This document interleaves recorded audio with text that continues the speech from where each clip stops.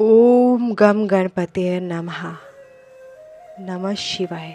संकष्टी चतुर्थी व्रत कथा। कथा के अनुसार एक समय की बात है, बाणासुर की कन्या उषा ने सुषुप्तावस्था में अनिरुद्ध का स्वप्न देखा। अनिरुद्ध के विरह से वह इतनी अभिलाषी हो गई कि उसके चित्त को किसी भी प्रकार से शांति नहीं मिल रही थी। उसने अपनी सहेली चित्रलेखा से त्रिभुवन के संपूर्ण प्राणियों के चित्र बनवाए। जब चित्र में अनिरुद्ध को देखा तो उसने कहा, मैंने इसी व्यक्ति को स्वप्न में देखा था, इसी के साथ मेरा पाणी ग्रहण भी हुआ था। हे सखी, यह व्यक्ति जहाँ कहीं भी मिल सके ढूंढ लाओ, अन्यथा इसके वियोग में मैं अपने प्राण छोड़ दूंगी। अपनी सखी की बात सुनकर चित्रलेखा अनेक स्थानों में खोज करती हुई द्वारकापुरी में जा पहुंची। चित्रलेखा राक्षसी माया जानती थी। उसने वहां अनिरुद्ध को पहचान कर उसका अपहरण कर लिया और रात्रि में पलंग सहित अनिरुद्ध को उठाकर वह गोधूली वेला में बाणासुर की नगरी में प्रविष्ट हुई। इधर प्रद्युम्न को पुत्र शोक के कारण असाध्य रोग से ग्रसित होना पड़ा। अपने पुत्र प्रद्युम्न एवं पौत्र अनिरुद्ध की घटना से श्री कृष्ण जी भी व्याकुल हो उठे।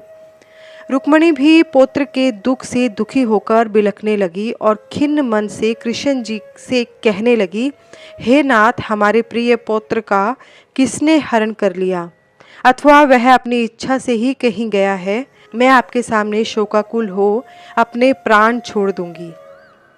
रुक्मणी जी की ऐसी बात सुनकर श्री कृष्ण जी यादवों की सभा में उपस्थित हुए।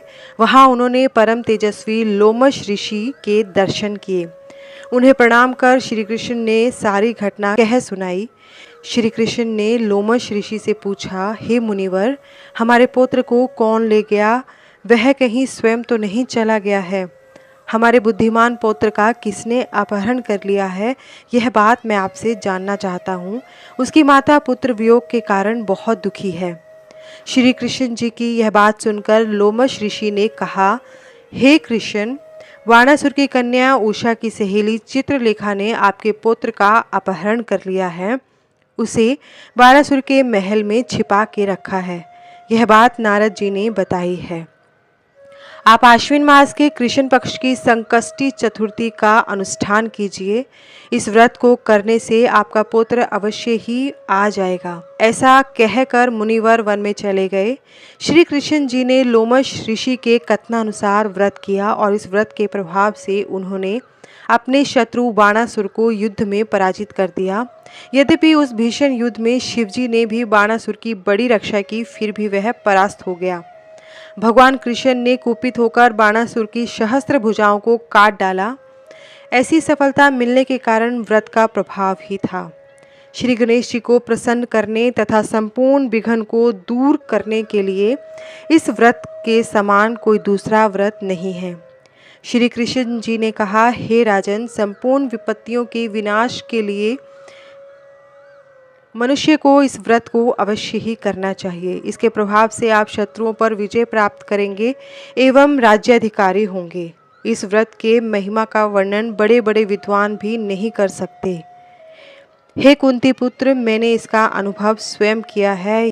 यह मैं आपसे सत्य कह रहा हूँ। इसी के साथ संकष्टी चतुर्थी व्रत कथा संपन्न होती है। श्री गणेशाय नमो नमः। नमः शिवाय। धन्यवाद।